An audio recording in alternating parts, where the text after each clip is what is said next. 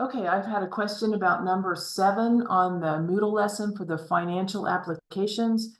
It's the one of the ones where we're trying to figure out like what rate would we need for something to grow to a certain amount in a certain amount of time if it's compounded a certain way. So let me share that screen. It's number 7 right here.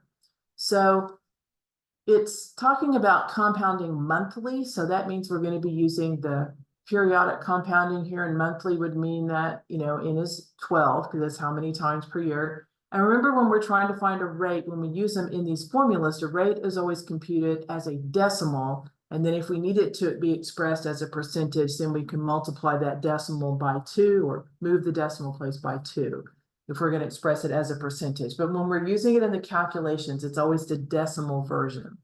Okay, so if we look at what this is, it says we're starting with $24,000. We want to double it in 5 years. So that would be a hefty interest rate. We want to double our money in 5 years. So what interest is needed and how do we compound it? Because that makes a bit of difference too. So monthly compounding. All right, so I'm going to set this up on paper first. And I know that our lessons always go to Moodle. I'm sorry, not Moodle. They go to Desmos to do the graphing. But I'm going to at least set it up first on just with paper, go old school here, so we can kind of see what the logic of it is. Okay, so the general formula is you have your output after so many years is going to equal your principal investment, which is P times 1 plus your interest rate as a decimal divided by, now this is monthly, so our N is going to be 12 times per year. In general, it's R over N. I guess I should put it in here and fill it in a minute with actual numbers. So this is the formula in general for periodic interest, where N is how many times it's going to be compounded. Our problem says monthly, so this is an N. It's supposed to be 12. And that is always used in 2 places in the formula. The R is the interest rate as a decimal. The T is just the time it takes to start at this amount and finish at this amount. These are both dollar amounts. Okay, so now for our particular problem, they say we're starting with $24,000. They're asking us for a rate, which means they have to give us all of the other information. So they said in 5 years, so the amount after 5 years would be doubled. So they didn't give us that number, but they said it was double the starting amount. So I know that's going to be 48,000. And by the way, when you look at the example of the feedback on this one in Moodle, Professor Benton points out, he's the one that wrote the lessons, that it doesn't really matter what amount you start with if you're always going to end with double the starting amount. Because one of the things we do if we were solving it algebraically would be, first step would be divide those, and we always get 2. So I think he does an example where he starts with 300 and doubles it to 600. And he starts with 400 and doubles it to 800 to show you that it's the same answer. I'll start with 24,000 and double it to 48,000. So let's see everything that we know. The rate is what we don't know. That's what they're asking us about. The N value they said was monthly, and you can tell here because I substituted the T for 5, but the T value is how many years do we have? We have 5 years. So we have everything filled in except the R. So if I were going to solve this thing by hand for R, let's just set up where everything goes. So the final amount is our 48,000. I'm just rewriting this with numbers, equals our starting amount, 24,000 times 1 plus my rate, I don't know that piece, divided by 12 to the 12 times 5, the N times T. So that's really 60. Okay, so this is how we're going to start, and we're trying to solve for this little piece right there. So if we're going to do this with algebra, we'd have to do a little bit, at some point in there, we've got to take a weird kind of square root or nth root, something like that. But if we were going to solve it, we'd want to try to isolate this piece in here and move all this stuff around. So I am going to just show you really quickly what the algebraic steps are, because I feel like it's my duty as your professor to show you the math behind it.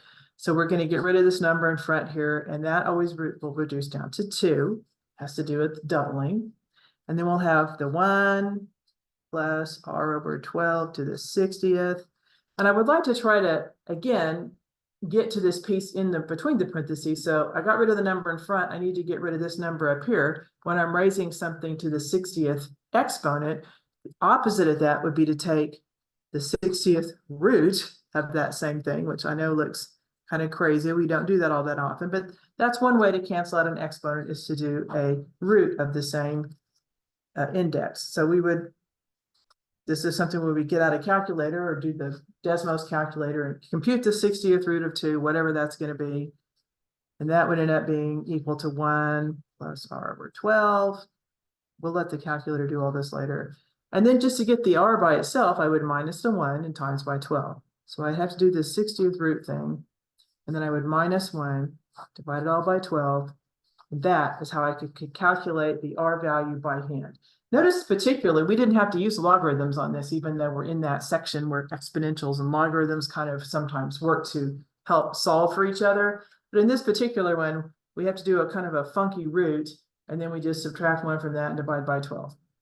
So I know we can do all that on Desmos, but let me go ahead and go to Desmos.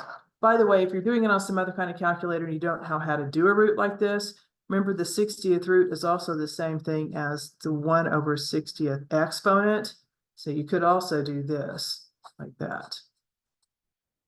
Instead of taking the 60th root of 2, raise 2 to the 1 over 60th exponent, and then finish out the calculation. Minus 1 divided by 12. So those are the algebraic ways to do it. All right. And now let's do it on Desmos. So what I'm going to do, I'm going to switch over to the Desmos screen right now. But what I'm going to do is go back up to that. I'm going to rewrite that initial equation that we had before we started trying to solve it, because when you have an equation written down, you don't have to solve it algebraically if you have everything filled in except this one missing piece right there. If we're clever about how we set this up, we can use graphing techniques. So what I'm going to do is I'm going to put this piece in right here into the calculator as f of x. And that'll get me some kind of exponential graph. I'll put a 60 here because I'm lazy. I don't want to type all that in. And then on the second line, I'll put this in.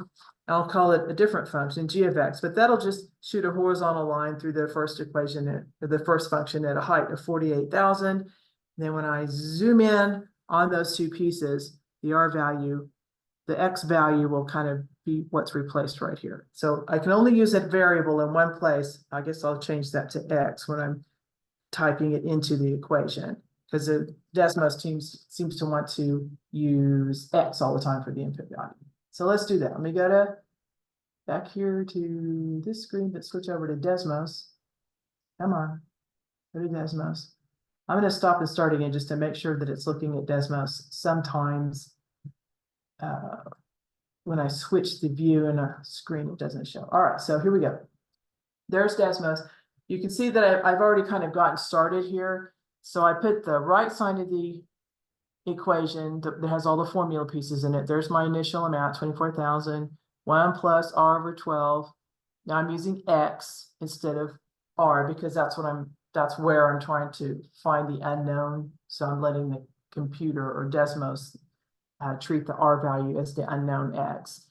And then this was supposed to be 12 times 5, so I wrote 60. The 60 comes from the n times t, which is 12 months times 5 years. That's the number that counts the number of interest calculations you'll have altogether. All right, so we can't really see it over here because I haven't adjusted my window yet, but this top line is just going to show me the value of the account after so many different interest rates and time. All right, and then the second part is looking for that specific output when it's equal to 48,000. So that's going to put a horizontal line straight through the graph of the one up here.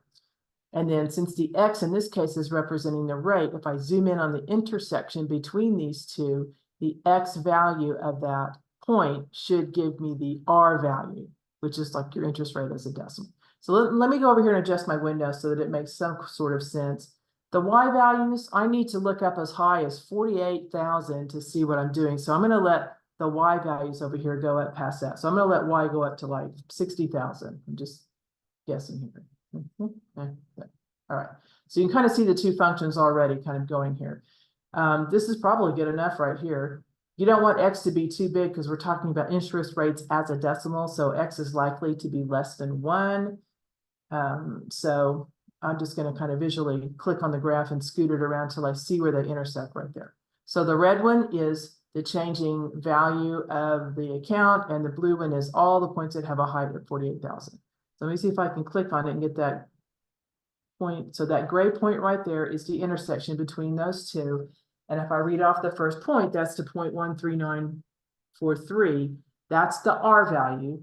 It's not the T value. Whoops, a lot of times these things are T values, trying to get the email thing. In this case, the input, the X value, because of where it's located in the formula, is telling us what rate would be represented. So our rate as a decimal is 0.13943. So let me write down here on my paper. 0.13943. Okay, so let's go back to the paper, and that's we're just going to have to round it now to whatever it says to round it to. So let's see if I can change this. Hang on a minute. Now let me share it. Share.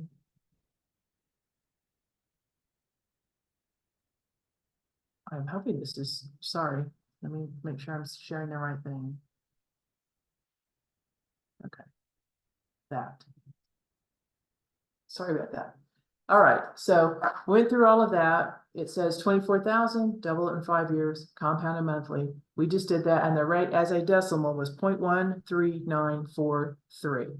Now, if I take that decimal and I multiply it by 100, which is what it means when it says convert to a percent, that will be 13.943, and it says round it to 2 decimal places. So the first 2 decimal places are 9 and 4, and it's followed by 3. So that means I would not need to round the 4 up. I would keep it as 13.94. How did I do? I did great. All right, so let's see. I think the last problem is a kind of similar.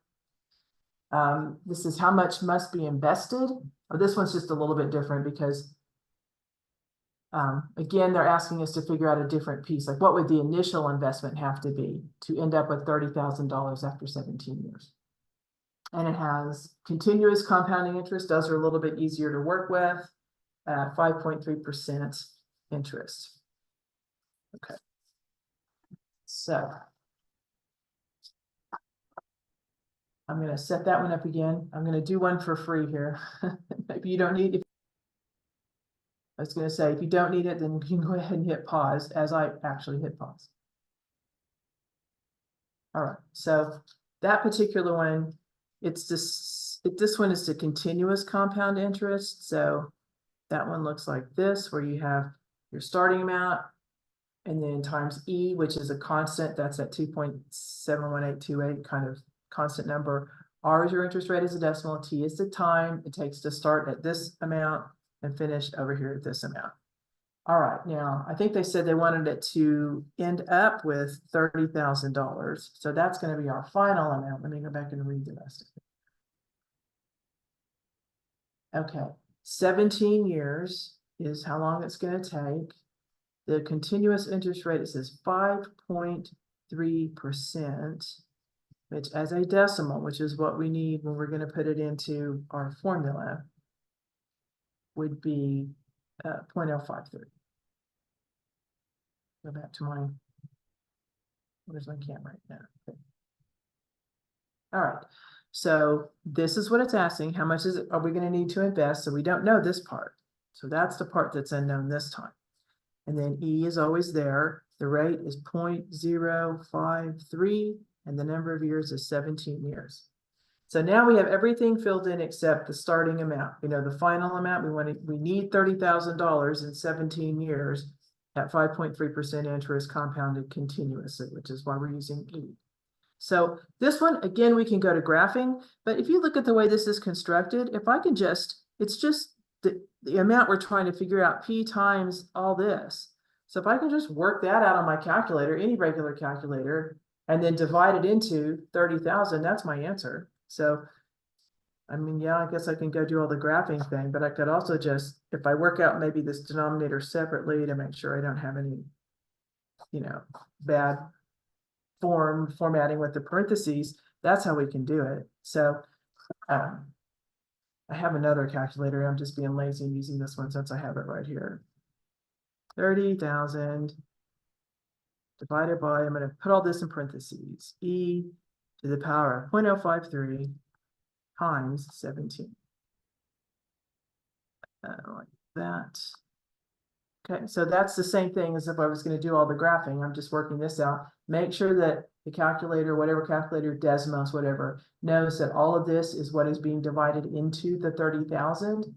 So make sure that all that is in a separate set of parentheses. Make sure that both of these numbers are up in your exponent on the E, and then that will give you your answer. All right, so this means I need to start with $12,184 and about 90 cents. Okay, so this one again is another one that really didn't need logarithms or anything fancy to solve it. Just needed to do a little bit of arithmetic and divide it into the 30,000. So if I wanted to do it on Desmos, kind of be the same way, we would start here. This time I would put the X here though. So if I were going to Desmos on line 1, I would write, I'll just write X here and then E to the 0.053 times 17 like that. And then on the next line, I'd write G of X is 30,000. And then I would see where those two things intersect. And they're going to intersect where X is about this 100 or whatever it is, 12,000. Okay, so you would still look for the intersection between those two. Okay, but I'm not going to do that because I know you were really just asking about number 7. So I'm going to stop this so I can get it uploaded, I guess, to YouTube and you guys can see it. All right, hope that's good enough.